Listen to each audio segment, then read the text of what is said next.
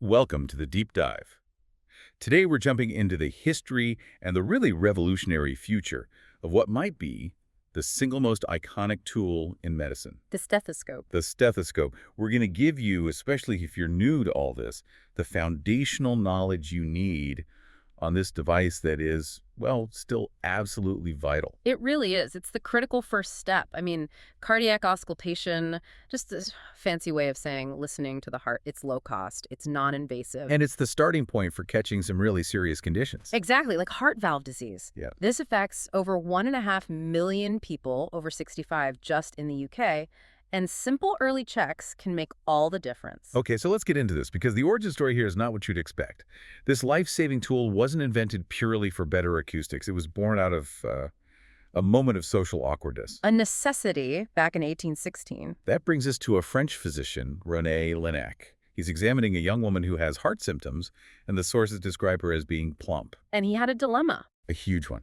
The standard practice was something called immediate auscultation. which means putting your ear directly on the patient's chest. Right. And for him, that was considered improper. And on top of that, her size was actually muffling the sound. He just couldn't hear. So he needed a barrier, but he also needed to amplify the sound somehow. And then he has this flash of inspiration. He remembers seeing kids playing, sending signals through a long piece of wood with a pin. A basic principle of physics. Sound traveling through a solid. So what does he do? He grabs a sheet of paper, rolls it up tightly, and listens through that.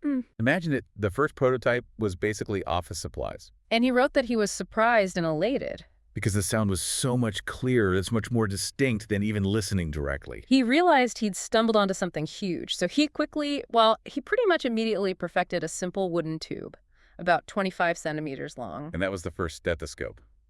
A monaural one, right? For just one ear. Just one ear, yes. It standardized the process. So let's talk about what they were actually hearing.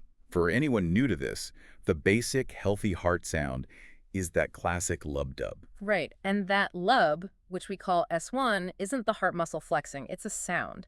It's the sound of two valves, the mitral and tricuspid snapping shut. So it's like tiny doors closing. Exactly. That happens at the start of systole when the heart is actively squeezing and pushing blood out. And the dub, or S2. That's the other two valves, the aortic and pulmonary, closing as the heart finishes its contraction and starts to relax. That's the start of diastole. Okay, but the real diagnostic power comes from hearing the abnormal sounds, the murmurs. Yes.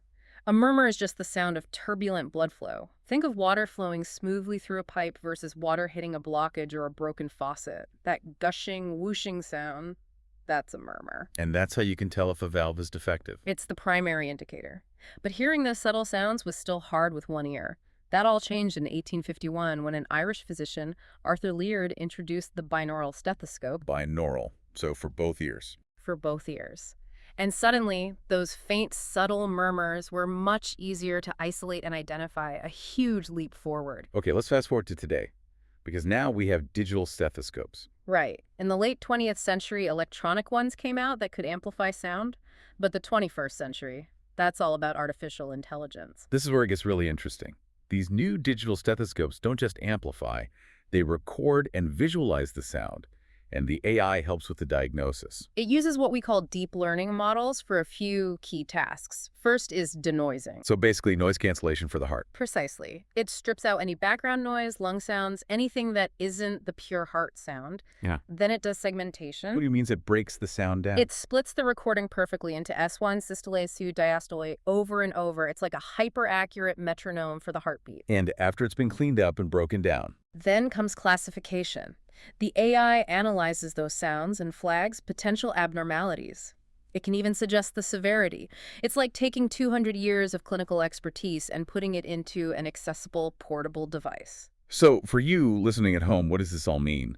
That simple paper tube, born from social awkwardness, is now an AI-powered tool. A tool that can offer precise early screening before you even need to see a specialist. The stethoscope isn't going away. Not at all. It's just getting an operating system upgrade. So what's the big takeaway here? The takeaway is that this technology democratizes the expert ear, and it raises a really provocative question for the future. Go on.